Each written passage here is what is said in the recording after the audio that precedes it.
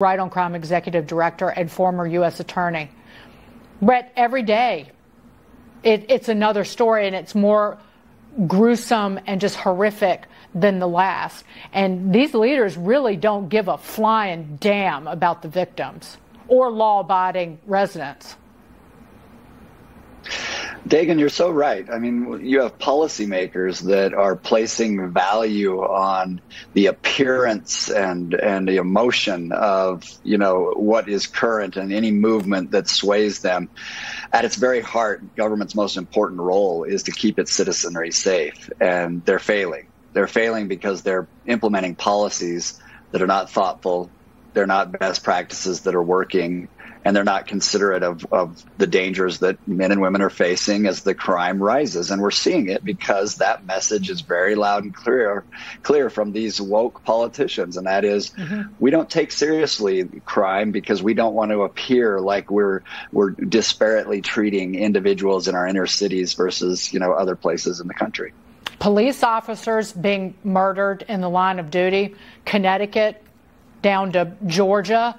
And what you will see is you're already seeing it, a rapid retirement and a escalating problem recruiting new officers. And so this only gets worse. Yeah, it's almost at epidemic levels right now. I was with authorities in Texas who were outlining that in some areas they're down 30-40% on their staffing, law enforcement. You have corrections facilities that some are down as low as 60% deficient. So we have a powder keg waiting to go off in this country if we don't make it a priority to implement sound criminal justice policies.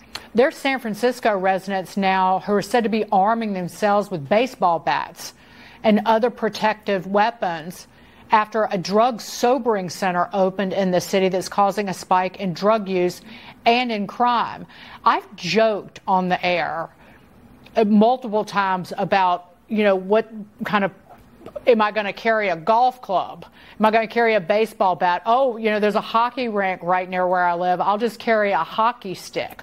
Or I'll, walk like Jack Torrance in The Shining to frighten people to keep them from attacking me.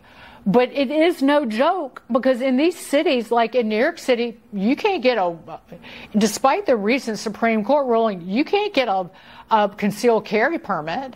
You're not allowed to protect yourself.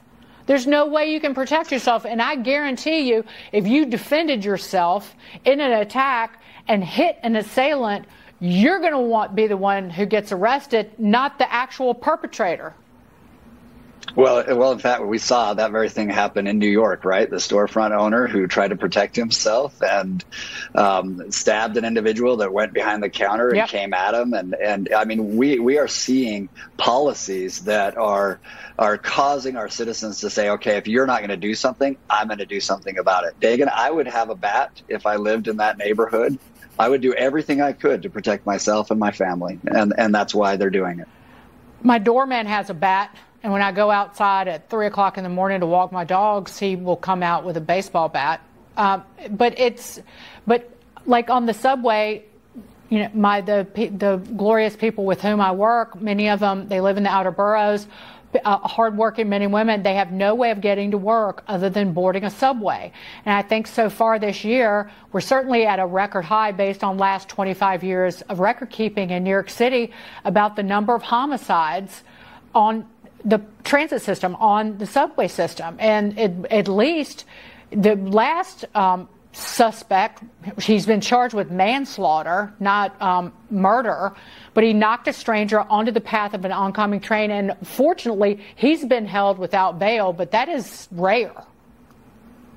Yeah, it is rare because the policies, you have this awful, evil mix of, politicians saying we're not going to hold people who we are accusing of a crime. We're not going to hold dangerous individuals in custody. We're going to let them out.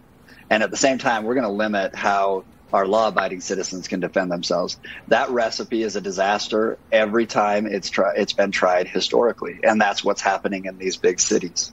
And it's so disgusting that they try to dismiss the number of murders or number of deaths on the subway system, the transit crime's up more than 40% this year in New York.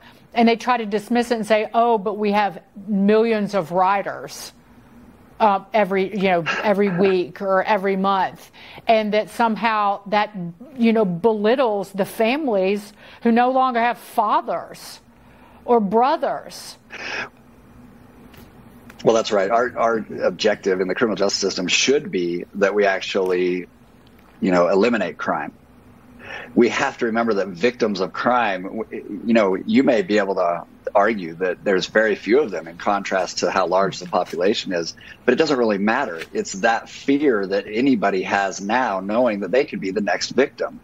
And it's the predictability of prosecution and investigation and holding someone accountable that really is the deterrent. And if that's gone, then you have no deterrent in your criminal justice system. Yeah, it's Escape from New York. Snake Plissken, but everywhere, sadly. Brett, thank you so much. Brett Tolman. Thanks, Dagen. We'll be right back.